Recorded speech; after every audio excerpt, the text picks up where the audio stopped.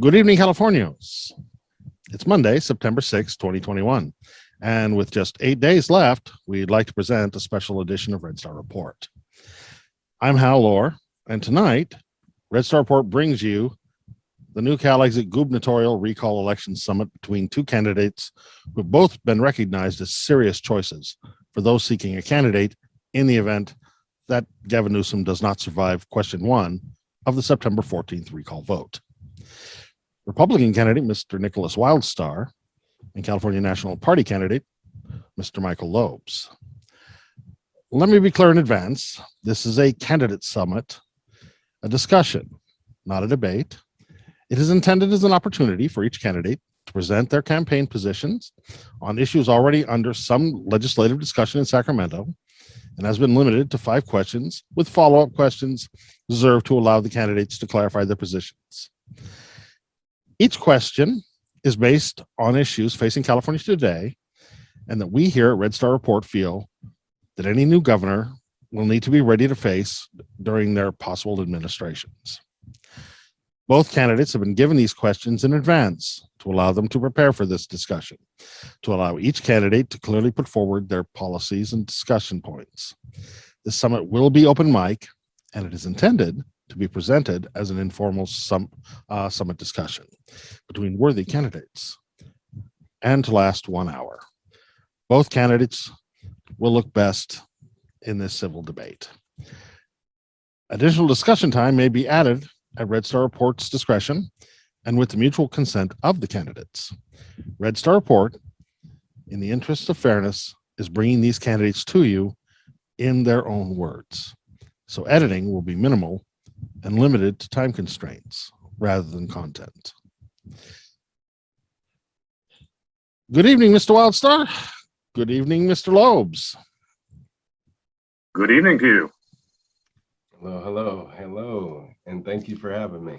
It's good to see you both again. Honestly, it's been too long.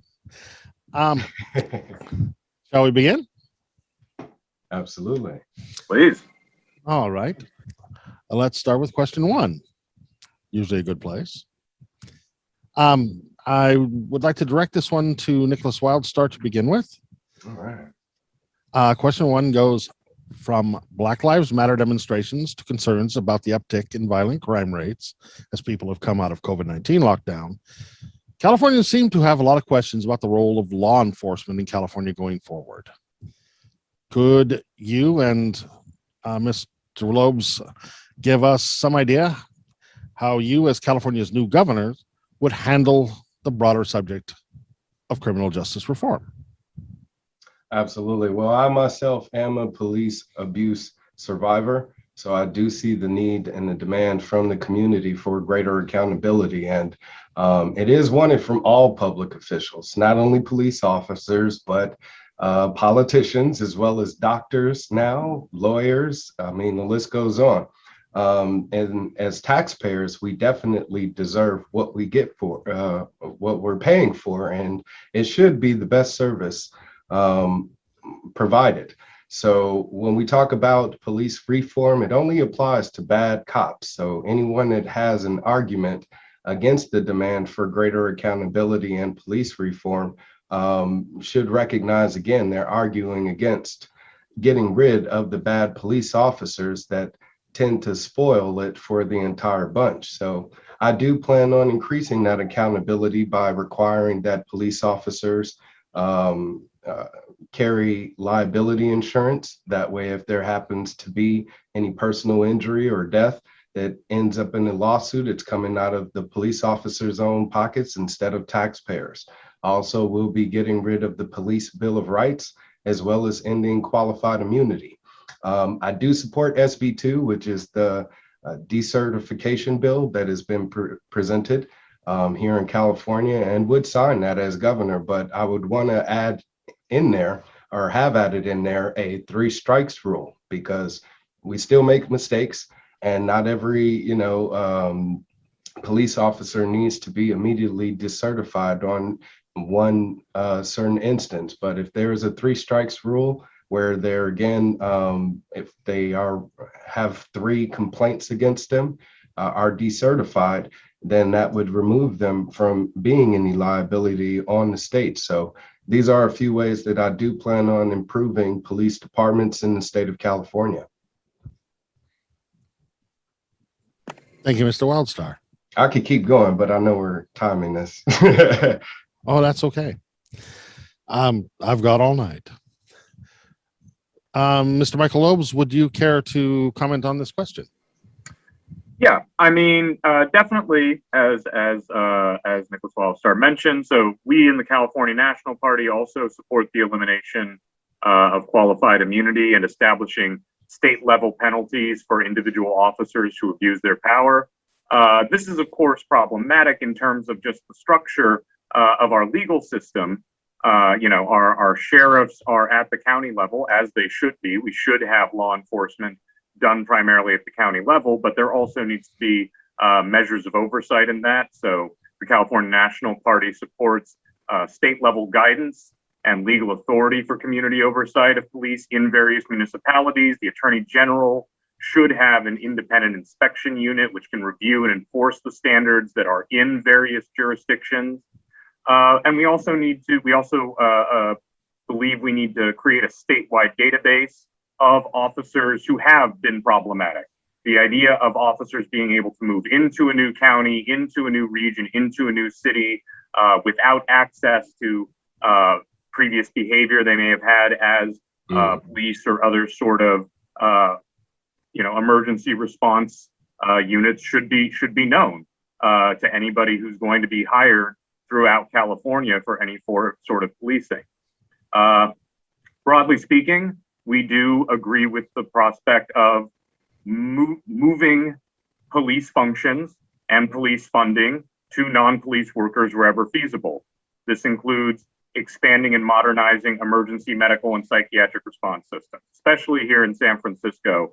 So many times you wind up with sort of a police first response, which is utterly unnecessary for the issue that's actually taking place. So we definitely believe that procedures and practices should be implemented in which behavioral health professionals are easily available to de-escalate confrontations, either alongside or instead of law enforcement as appropriate based on the circumstances. And we do believe that to deal with the long history of police issues and police problems in California, that we should have some form of truth and reconciliation committee in California modeled on those used in other countries for the selective handling of crimes against civilians by police. Because in essence, as Nickolas Wildstar was mentioning, police are civil servants. Their fundamental duty is to provide for the safety of Californians, or for that matter, for anyone within the boundaries of California. And that needs to be remembered, that the police are not some sort of separate institution, the so-called kind of thin blue line narrative that separates the police from the rest of us, that sees them as a separate part of society, but instead one that sees the police as an integrated part of society that, of course, serves an important function, but ultimately is accountable to the people of California, to our representatives, and to the laws of California. All right, I agree with that, with a lot of what Mr. Loebs is saying, because I think there needs to be an increase of civilian oversight committees. I think that's where we can improve the relationship between police officers and the communities that they serve, strengthen that trust bond that needs to be there. They need to know that police officers are there to protect and serve. And police officers need to know that they have the support of the community to stop criminal behavior. So I also support the expansion of citizen police academies. They already exist in the state of California. So why not, of course, get more people involved and let them know, especially those that want to get involved in maybe a neighborhood watch type of a group, or even gang members. They're out there because they want to protect their community. So if you say, hey, this is a more constructive way for you to provide that service, instead of appearing as a threat to everyone in your neighborhood, then this would be a better avenue, and even provide the opportunity for them to, find a new line of work out of it, but with that improvement, I believe we'll see lots of changes to where people won't be so hostile towards law enforcement. Like Mr. Loebs also said, accountability starts at the state level. And if we can get our sheriff's departments involved to make sure that these police departments aren't acting out of hand and are being held accountable when they do get out of hand, then I think that'll also decrease the amount of criminality that we see and abuse of authority that we see with rogue police officers. Excellent. Yeah, absolutely. And yeah, I mean, just to bounce off of that, yeah. And I think part of the issue that comes around in that is in terms of recruitment. I mean, so many, especially in urban areas, I can speak primarily about the San Francisco Bay Area where I've lived my whole life. The part of the issue is that in places like Oakland, like San Francisco, you have so many police officers who are not from that area, who are living out, maybe out, an hour, 90 minutes away, in a completely different kind of social milieu, in a completely different sort of mode of how to interact with communities that they've never really interacted with before. So I think a definite emphasis on police officers who are from the communities, who are from within the communities, who are aware of the unique qualities of each neighborhood, of each community, of each city, are able to respond better and able to understand what's happening in that area. If you're coming all the way out from Discovery Bay and you're coming to Oakland, you probably already have some preconceived notions about what Oakland is, what criminality in Oakland is like. And I think that's very different if you're from Oakland or if you're from San Francisco. So I think definitely emphasizing hiring of local police officers who have understandings of the community would go a fair way to improving that relationship that Mr. Wildstar is talking about between the police and the communities that they serve. Thank you. Actually, I have a follow-up question, a quick one for Mr. Nickolas Wildstar. You mentioned 3 strikes. When you say 3 strikes, you're referring to the police officers and not to the 3 strikes law that has come under such scrutiny. No, I mean the 3 strikes rule added to that SB2 decertification. So if you have 3 valid violent complaints against you, we the people have the right to file a complaint against a police officer whenever they abuse their authority. So if there are 3 valid complaints that have been investigated, that have been certified, then again, that will lead to that officer's decertification. And like Mr. Loeb said, they won't be able to go from different county to county, taking that bad rap with them. Thank you. I just wanted to get a little clarity on that. The term 3 strikes has kind of had negative connotations in many communities. We need to create a positive one, especially here in Southern California.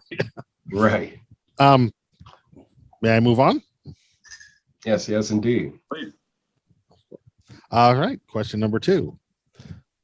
Mohandas Gandhi. Really quickly, that 3 strikes rule that came into play out of a Republican governor.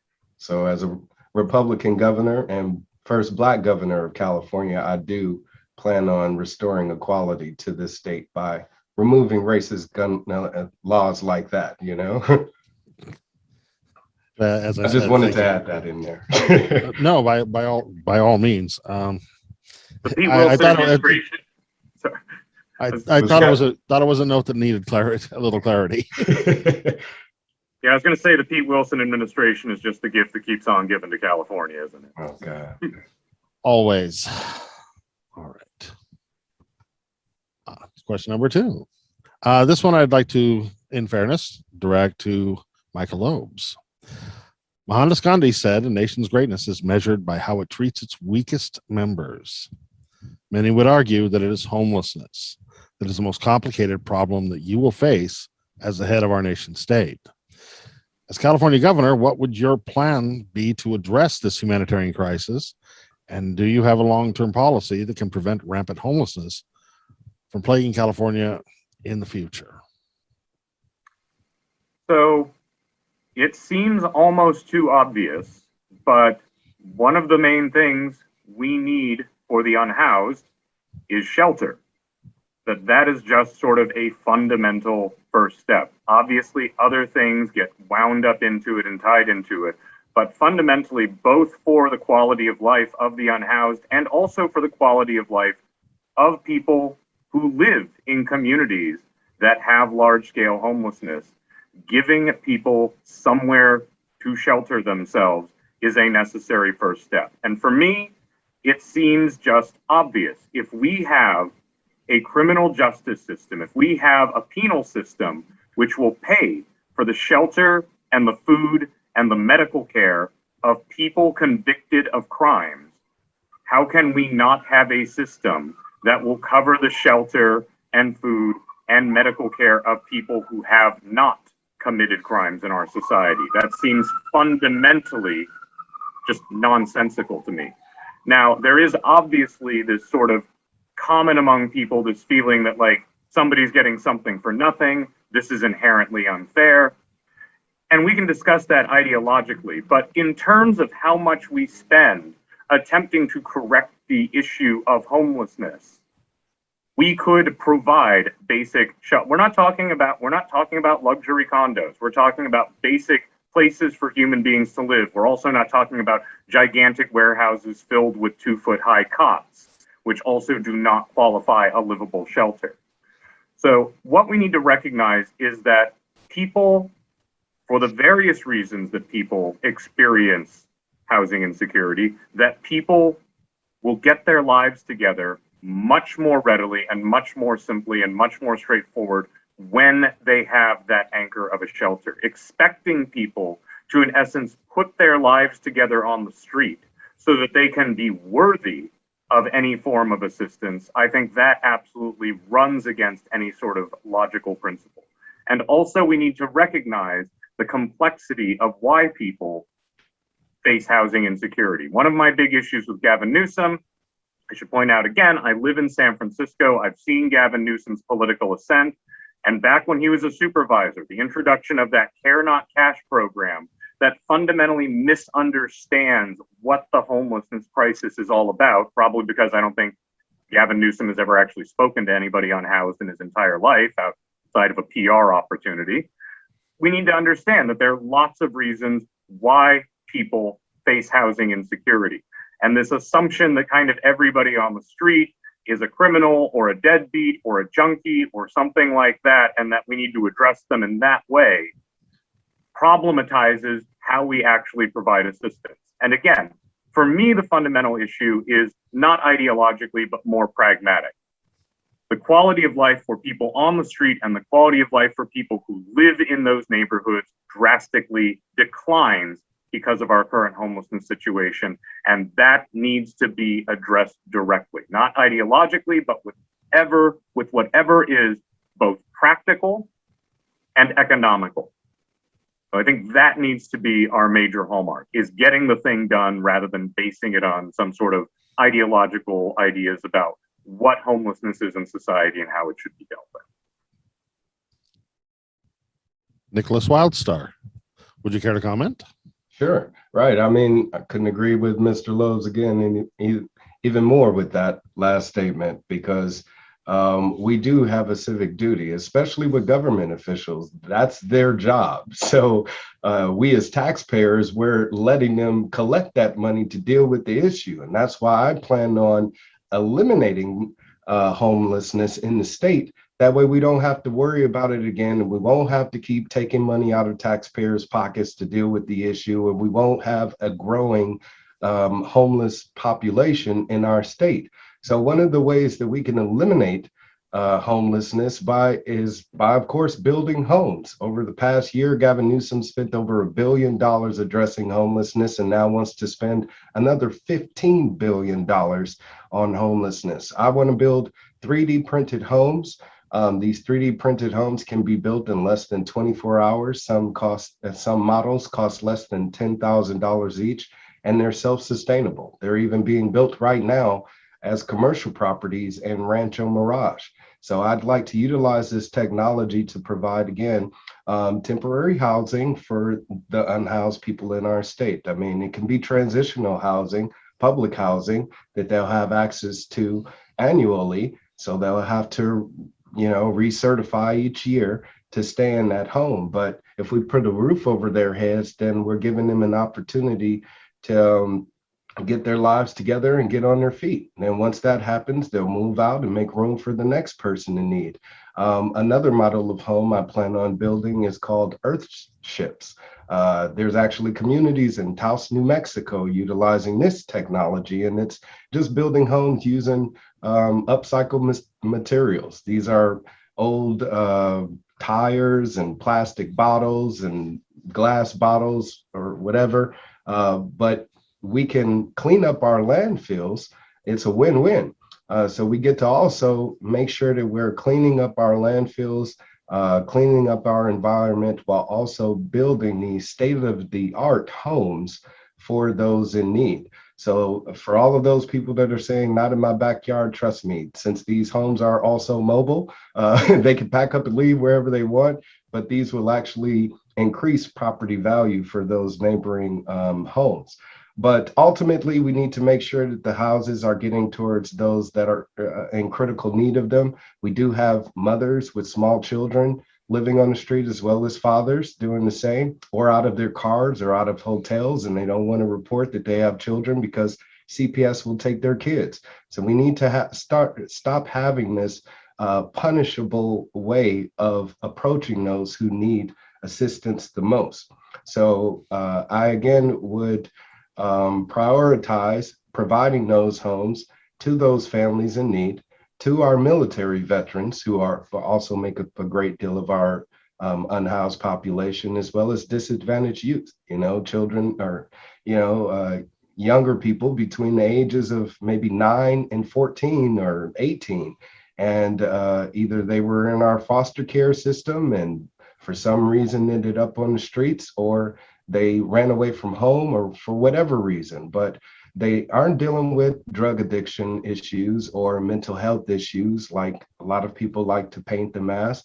I've spoken to hundreds of homeless people, and that's exactly what I come to find out is the majority of them are out there because they ran into some, economical hardship that, is preventing them from having the opportunity to provide for themselves as they like. So I also want to make sure that those services, you got visitors over there, I see. Yes. But yes, I do want to make sure that they, again, have access to mental health services, those who need it, as well as drug addiction rehabilitative services, wraparound services to help people transition from living on the streets to, having their own roof and, getting a job. So if we can create that avenue, then I'm pretty sure people will take that path of independence. Thank you. Yeah, and just to follow up with that, because I completely agree with that. Because what we've got right now is a system that functionally criminalizes poverty, that assumes that poverty is in and of itself some failing or the result of some decision or self-made problem. And I think we need to get over that idea. And I think also what we need to address, which is why I think your idea of sort of like individual smaller shelters is a good one. I think it's difficult for many people to really understand why the unhoused are resistant to institutionalized shelter.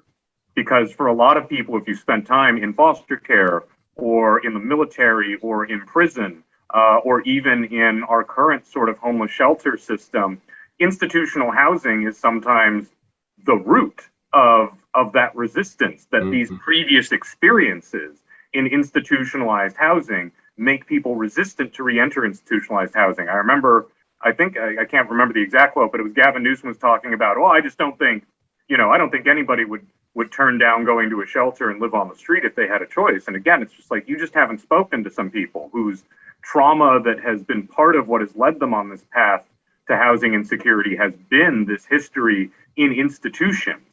often state institutions, government institutions that have led to this attitude against sort of institutionalized housing. We need to address that. And ways to address that is offering and producing multiplicity of ways to address the issue. So again, I think what Mr. Wildstar is also pointing out, which I'm agreeing with, is this idea that, yeah, we can't just approach many people are unhoused, but the reasons why that are, just the similar consequence doesn't mean the reasons and the history behind that are identical. And taking that into account as we try to provide for, these people in our society is absolutely crucial. Thank you. Any further comments on this subject? I would also like to add, if I really could, really quickly, about expanding more community involvement, because, hey, he's right. Again, if we get government out of the picture, now you have individuals that will provide housing to the unhoused people. There's so many different barriers that they even have to go through to do that. Nonprofit organizations face the same thing, churches, and there are laws that prevent us from even feeding the homeless in the state. All of those laws need to be removed. They're inhumane, and they prevent what needs to happen the most, which is community involvement to help address the issue, not government's one-size-fits-all solutions. Understood. That dovetails nicely into question number 3, if we can move on. Yes, which is, I'd like to direct towards Mr. Nickolas Wildstar. It is said that only the very rich and very poor pay for things in cash these days. The very rich do it because they can, and the very poor because they have to. On Friday, the California State Senate Appropriations Committee passed AB 1177, California Public Banking Bill. This bill, if passed, would create a California bank to address the growing concerns that people living in or near poverty today can't qualify for basic financial services like credit cards, debit cards, etc., which is creating a real problem as society conducts more and more of its basic business electronically. Could we get your thoughts on that? Yes, well, it's actually pretty relieving to hear that such an idea is picking up steam in California, because I've actually been promoting the idea of a public-owned bank through my Gold New Deal, which is a policy offering from my campaign. So I would like to create a public-owned bank where we are able to do exactly that, and people are able to do their banking without paying exorbitant banking fees or overdraft fees, or if they're low income and need a small business loan, lots of those people are rejected by the major banks. They'll be able to come into the People's Bank of California and get those loans, zero interest loans, to again feed back into the community. And that's where we need more community involvement. And I think the People's Bank of California is a great avenue to make that happen. It's a way for us to create more jobs in the financial sector as well, and create more revenue for the state. I mean, we have a budding industry, pun intended, with the cannabis industry, and they aren't able to do legal banking in the state of California, better yet, in the entire country. So if we have those businesses here in California, they will be able to do legal banking with the People's Bank of California. And that, I believe, through fees to those businesses, would create a certain amount of revenue that could possibly be an avenue to provide a universal basic income to those who may need it.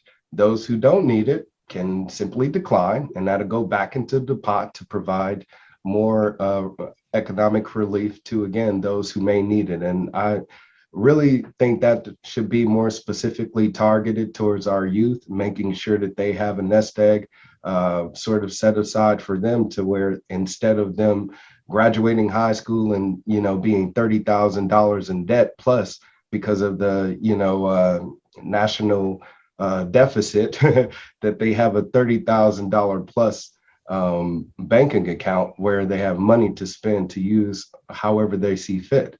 I also think this would be a way for us to provide banking for cryptocurrency, since that's also picking up. Is, you can go to a gas station and see a Bitcoin ATM, but yet we don't have any banking facilities that perform such transactions. Why is that? And that's because they fear this modernization of our monetary system. They feel like they'll lose power over that. And that's mainly due to our central banking system, which I plan on getting away from, the Federal Reserve, by performing an audit here in the state to find out where exactly have our tax dollars been going over the past 5 years. Has it been going towards paying down the national deficit? And if not, if there's been some fraudulence involved, then we'll find out where our money has been going. But if indeed it has, and we've paid off our debt, then guess what? We don't have to use those Federal Reserve notes anymore. And I do plan on creating a people's own currency, California dollar. That way we have our own currency here that can actually rival and compete with the Federal Reserve note, the American dollar. So if we have different ways of buying things, then that'll increase our buying power and we'll be able to strengthen our economy just on that simple shift alone. Michael Loebs, do you have comments on this? Yeah, absolutely. So yes, much again in agreement that, yeah, the California National Party is a big supporter of the development of a California public bank. This also ties into our own scheme of universal basic income and negative income tax, which I'll mention in a moment. But yeah, absolutely. And again, I think we should be very clear here, because some people, for better or for worse, get kind of a wrong idea that a public bank certainly doesn't mean the end of private banks. I think people, I've come across this confusion in a number of ways. A lot of times, this idea that like, oh, so you're just pushing this kind of communist agenda of centralizing finance. And it's like, no, there's a difference between having a public option versus a public mandate. And I think especially what we need to do as we address concerns about the public bank is to emphasize especially the benefits that it would bring to rural and inland California, because these are places where especially access to banking services is especially difficult. There tends to be a lower per capita income in rural and inland California. And of course, banks, many banks, as we know, have minimums to open accounts, which are substantially more difficult if you have a lower income level. It's in some ways, and I know we're going to get to the gas tax in a little bit here, but it's similar to that. It's regressive. You put a minimum on a bank account, which may be possible for somebody who's working class in the Bay Area to make just because of wages in the Bay Area. Whereas if you're in Alturas, or if you're in Inyo County, or if you're in somewhere else where the wages, competitive wages are just not existent because the commerce infrastructure is just not there, it makes it a lot more difficult to engage in banking. And these are especially people who get exploited by things like the check cashing industry. So obviously the check cashing industry are not going to be big fans of any concept of a public bank. But again, I think it is worthwhile and necessary that we have a public bank that can invest in things like California infrastructure, California businesses, California technology, which then becomes open to public use because it's funded through the public bank.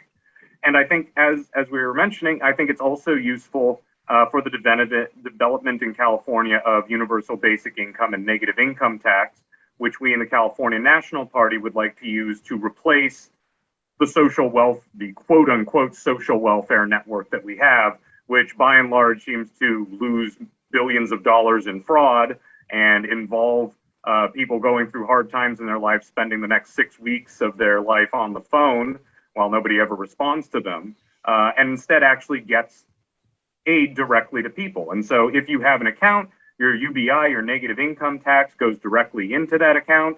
If you happen to have an account in a private bank, it is, of course, transferable into that. But I think for the vast majority of Californians, it would make sense to just continue to use that access to the public bank. Very few people who need a bank account right now are going to say, hey, I got my negative income tax, time to go put that in a high yield CD or something like that. By and large, the reason you need that sort of thing is because you need access to your funds right now. So I think, in essence, again, it's one of those, we can break away from ideology and sort of see that just functionally, in terms of pragmatism, in terms of economics, having a public bank, which is open to all California residents, is going to be useful. And especially, as you mentioned, for the cannabis industry, which continues to have difficulty within the federal bank. We need to just treat cannabis like it's part of California's agricultural industry, because it is.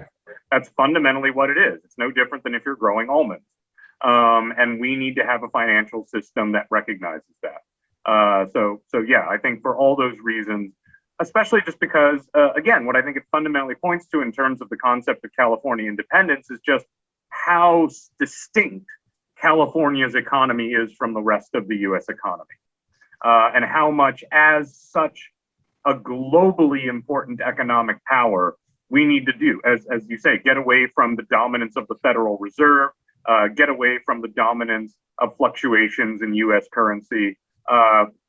Obviously, there is the unfortunate matter of Article 1, Section 8 of the United States Constitution, which may forbid states from starting their own currency, although may not ban localities from doing so, thanks to the glorious wonders of confusing constitutional law.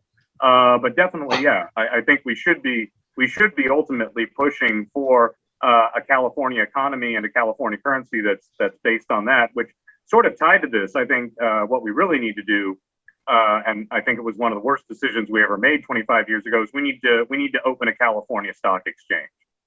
Needing to go out to New York and New York money and New York standards and New York demands, you know, through the NYSE or through NASDAQ or what have you, or just through private investors on the East Coast. We're the ones who are actually doing the innovation. We're the ones who are actually constructing these businesses. And having to go back 3,000 miles away to the American Power Center so that we can get investment for California industry and California technological development, California jobs, that needs to end. And we had a Pacific Stock Exchange that was open here in San Francisco until the 90s. And I think now it's become like an Equinox gym or something like that. I pass by it somewhat frequently, and it's just absurd. The idea that California, the world's 5th largest economy, shut down our own stock exchange, I think is just nonsense. So I think we need to get that back in. I think that can dovetail very nicely with the development of a public bank, and more broadly to the idea of California gaining greater autonomy over our own economy. Add a few before we move on to the next. Absolutely. All right. Well, a few ways I plan on getting around that constitutional stipulation is one, it says also that Congress is supposed to be coining our money. Right now, Congress is not. We have a private company with the Federal Reserve, which is no more federal than Federal Express, in which case we have no obligation to continue to do business with them, especially when, again, after we perform that audit and prove that there's been criminal activity with regards to our currency. So also, I want to go digital with that Cali Bear, that cryptocurrency. I want to create, again, state-owned currency, which would be our own cryptocurrency to combat that fiat currency, that paper dollar that we're all using. But we could also create a fiat currency as well, a paper currency that's actually backed by something, opposed to it being backed by our work. You know, we have a service-based economy, and that's pretty much fueling our economical system right now. So if we shift to a resource-based economy, now we are able to utilize the profits that we're benefiting from our cannabis industry, from our agricultural industry, from our water that's being taken from us right now by large corporations and then sold back to us. Why are we not profiting from that? So if anything, I want to gain more independence by letting the people of California claim ownership over our essentials here in the state. Also, with student loans, Mr. Loebs brought up about that argument between privatization and public option, because I'm letting people know if I get elected governor, I will cancel student loan debt for Navient and Great Lakes student loan holders. So That's another way that we can get people out of debt, because those loans were issued fraudulently. And that's been proven time and time again, which is why we the people also bailed them out. So we need to cut off that debt. And with this People's Owned Bank of California, now we have the opportunity to provide student loans to those, to those students seeking it, And as I said, even provide that nest egg for those that once they graduate from high school, they can use that money to go to a private college or even start their own business. But at least that money is there, and it'll be something that we, the people, have invested into our future instead of putting our next generation deeper into debt, which is what we're continuing to do now. Absolutely. Thank you, gentlemen. Thank you. Let's talk energy. This one's from Michael Loebs. Recent wildfires brought into public scrutiny the business practices of California utilities, tragically illustrated by the wildfires being directly attributed to PG&E's administration of sections of California's power grid in Northern California. Can you tell me how you would, as governor, might look to change California energy policy? PG&E has been convicted in a court of law of killing human beings. And we continue to have a government-sponsored monopoly through PG&E. Part of the reason for that is because very large segments of the Democratic Party especially take money directly from PG&E for their campaigns when they run for office. So this is obviously not a group of people who have any sort of investment in correcting this problem. So I'll just say this, I'll say this one out loud and proud. If I'm governor of California, California will purchase PG&E. The state will control the transmission grid just as it controls the highway system that passes through various counties. We will bury the lines, and then the distribution grids will return to either cities, counties, or regions, depending on what the people in those communities desire. And if people desire a public utility, such as they'll probably desire here in San Francisco, then they should have it. If they want to have a partnership utility between public-private, that's what they'll have. If people in state of Jefferson, who do not want to have any sort of taint of public ownership, want to have a completely private energy concern for their region, that's their business. But what we should do, and honestly what we should have done, is done this when PG&E's stock had completely collapsed down to $7 a share a few years ago, is simply buy PG&E and break it up. The only thing worse than a monopoly is a monopoly backed by the government, which is what we have in PG&E. So this one is pretty much non-negotiable for me. At this point, PG&E has failed the people of California, and something needs to be done about that, and nothing will be done about it by the current power structure, which is dominated by the California Democratic Party. Mr. Nickolas Wildstar, thoughts on this? Yes. Well, I've actually made a pledge on my website, wildstar2022.com, under pledges that I will be arresting those involved for their criminal activity at PG&E, as well as in our State Department. And that goes as far up as with Gavin Newsom. That's actually just been exposed through a ABC special called Fire, Power, and Money, where they connected the dots between PG&E, lobbyists, Gavin Newsom, attorneys, etc. Lawmakers like Kevin Kiley, who also signed on AB 1054, who is running for governor himself. He signed this bill, which allows companies like PG&E to purchase safety certificates. So in doing so, they're able to get out of being held criminally liable because the government is essentially giving them an A-OK to do business. Now, when they have a faulty power equipment that leads to those fires, that leads to those deaths, the victims of that, the payment for that ends up coming out of those stocks, which are dipping. So if anything, we need to sever the ties, the business relationship with PG&E, pay off those families, give them the settlement that they deserve, and ban PG&E from ever doing business in California again. And that's how we're going to take over their facilities, through eminent domain. We're not going to buy anything. We're going to take it because it's ours. And we're going to create a public utility out of that existing energy grid and utilities, as well as SoCal Edison, which has also been proven to be criminally liable. But they have a monopolization over what we need the most, essentially, and that is power. Without power, we're thrown back to the dark ages in an instant. And we've seen this happen with power failures in Texas during the pandemic panic. We're seeing it right now with the flooding that's happening in New Jersey and other parts on the East Coast.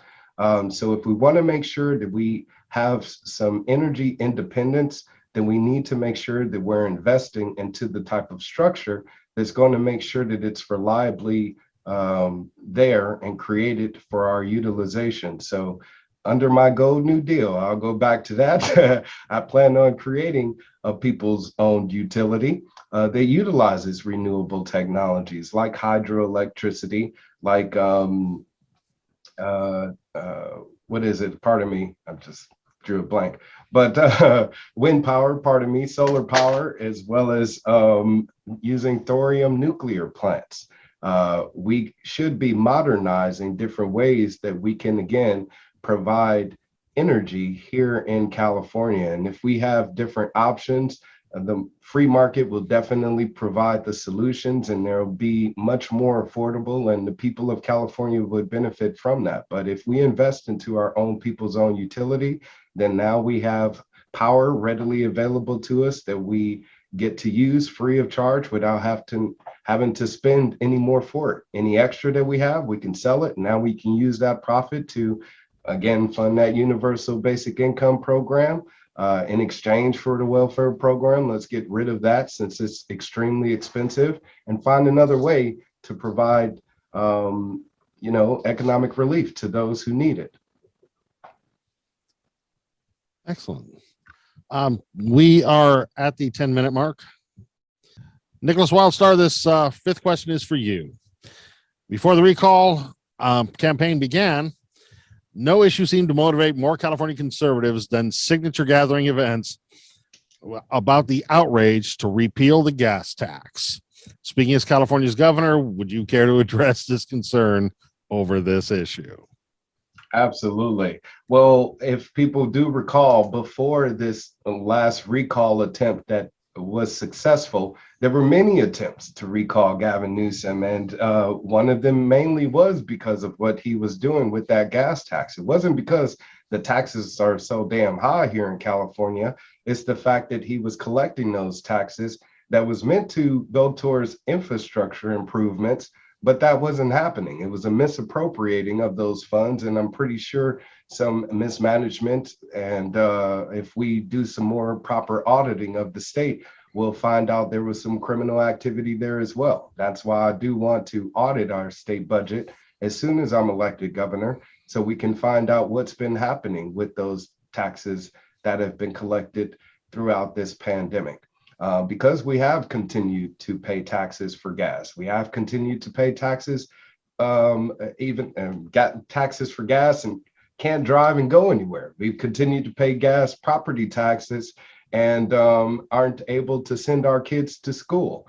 So if we want to experience some economic relief here in California, we got to reduce the taxes. Taxes doesn't make the state wealthier, it makes the government wealthier. So as governor, I will be canceling taxes, canceling collection of all taxes while I'm in office. And that'll be income tax, sales tax, property tax, business tax, luxury tax, you name it tax. There will be no collection of taxes mandatorily in California. Government will be operating off of non-taxpayer revenue, and they do that already. They actually collect a significant amount of money from fees and fines.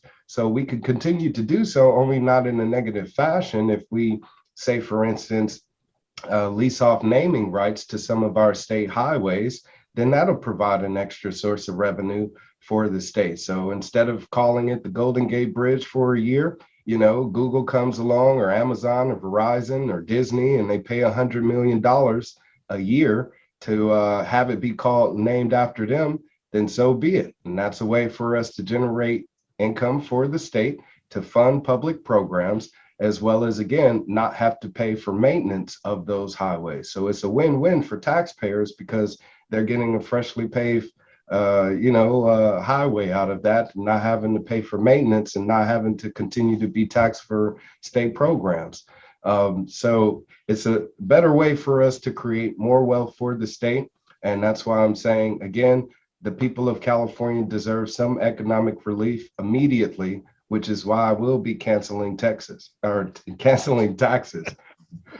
it will be like canceling Texas, but we got a lot of people leaving California to go to Texas because of that low tax rate, and that's what we want to do. We want to keep people here in California. We want to keep businesses here in California. And if we can make it more affordable by getting rid of those taxes, then they'll stay here and we'll go from being the 5th largest economy in the world to the 1st. Mr. Michael Loebs. So yeah, I mean, in terms of gas tax, like I mentioned earlier, I mean, anybody who thinks about it longer than 5 seconds just has to realize how utterly regressive the California gas tax is. It's flat across all of California, regardless of the income level, regardless of the necessity for driving. And I think that has been one of the major sources of outrage because, again, especially if you think, whether the truthfulness of this or not, we can discuss at greater length. But this idea that it's very easy for people in the liberal Bay Area with their mass transit system to keep voting and have their representatives push the statewide gas tax higher and higher, and that people who live largely, again, in rural communities or in inland communities who are much more dependent on automobile transportation feel like this gas tax is just getting hiked higher and higher and higher by people who have no concern about what life is like where they're living. It's very easy when you're living in Berkeley to hike up the gas tax, but you can't expect people in Tacoma or Happy Camp to just go catch the bus as if that's coming by every 20 minutes or something to take them where they need to go in a decentralized community. So in essence, what the gas tax does is it places an additional burden on Californians who, by and large, are already generally in a lower income bracket for the state of California. So while I would not say let's completely get rid of the California gas tax permanently in any sort of way, I do believe it needs to be massively reduced. It requires significant oversight to make sure revenue raised by the gas tax is spent only on transportation concerns in California that span across multiple counties or regions, thus making California sort of the major stakeholder in there, and for transportation issues that are involved in cities or counties or regions. We replace the statewide California gas tax with a greater emphasis on county-based gas taxes. If San Francisco County wants to have a massive county gas tax to pay for Muni, it should be able to do that. If Lassen County wants to have virtually no gas tax, that's their business. But they also have to take care of the transportation infrastructure within Lassen County with matching funds coming from Sacramento. That way, if the people of Lassen County feel that their transportation infrastructure is suffering, then the people who raise the gas tax to pay for that are their directly elected representatives, either in their city councils or in their county board of supervisors, who are more directly accountable to the people who are going to be making that decision.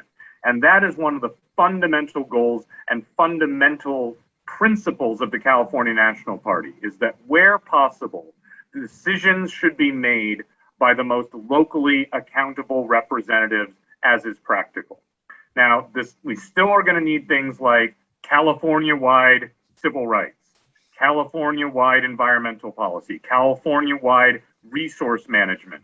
But when it comes to things that are directly affecting the lives of people in that community, where possible. We're talking about gas taxes, we're talking about school start times, we're talking about any number of issues that right now are dealt with centrally in Sacramento, because that's where the Democrats have been able to consolidate their power.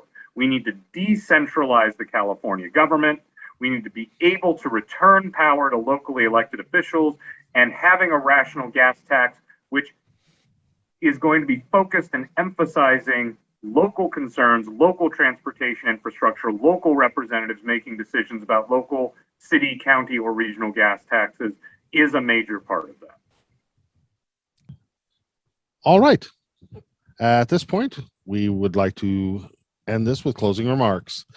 Nickolas Wildstar, would you care to start? Absolutely. Well, my name again is Nickolas Wildstar, and I'm the only candidate running for California governor that has made all of the solutions, actionable items, and presentations that you've heard here this evening about creating 3D printed homes to help our homeless, to create a public-owned bank through my Go New Deal, as well as a public-owned utility. So I want to create independence for the people of California, but also create an avenue for them to obtain prosperity. And while there's tons of candidates that are presenting themselves as the best candidate that you should vote for, or maybe even because of celebrity appeal or them having a certain amount of money in campaign funds, that shouldn't be an attraction to make you think that they're going to win. So I would like for the people of California to vote because they believe that the best candidate that will get elected will represent their values and what they desire the most out of the state of California and out of their government officials. And I will always uphold that oath to represent the people of California. I will stay committed and dedicated to making sure that they always have my ear and that I'm doing as told by the people of California. I want to make sure that we start putting our people over profits. We make sure that we are putting our policies over political parties. There's a lot that you've heard me here say here tonight that probably doesn't align with what you've heard typically from a Republican, but I'm not your typical Republican, nor will I plan on being your typical governor. So please visit my website, wildstar2022.com, and go wild with Wildstar for Governor now. Thank you. Thank you, Nickolas Wildstar. Michael Loebs, closing comments. Well, let me just say, obviously, I would not be running for governor if I did not think I could do a better job than Gavin Newsom has done so far, whether or not he is recalled by the people of California. And one of the primary reasons I believe this to be true is not just because of the policies I've outlined, but because as chair of the California National Party, one of my feelings is that it is in fact the two-party federal system which is causing a lot of the problems that we have in California.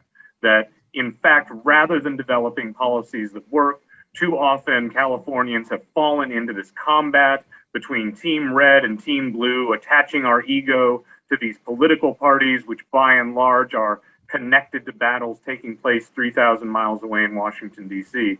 So I guess what I would like to say to all your listeners is that more than even just individual political officials in California, what's failing California is our two-party system, which is increasingly becoming a one-party system of Democratic dominance, of a Democratic Party that feels no need to negotiate with others, that feels no need to actually appeal to the people or reach out, a California Democratic Party that now has 3/4 of both chambers of the legislature and every statewide executive office. If you have a problem with the way California is being run, you can't blame anybody but the California Democrats anymore.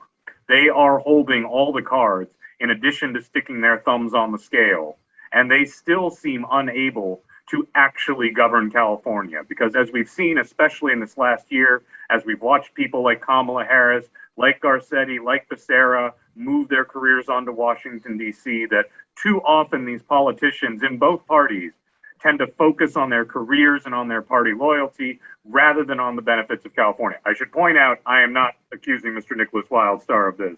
Nickolas Wildstar is a man of integrity and good ideas. But I will say that the Republican Party of California, much like the Democratic Party of California, as institutions, I think are problematic. So I think one thing about a vote for Michael Loebs and a vote for supporting the growth of the California National Party is a vote for bringing a new California politics that is centered on Californians, that is centered on our issues, is centered on policies that are made with Californians in mind, rather than as just ticking up points or making a strategic move on this gigantic federal chessboard called American politics.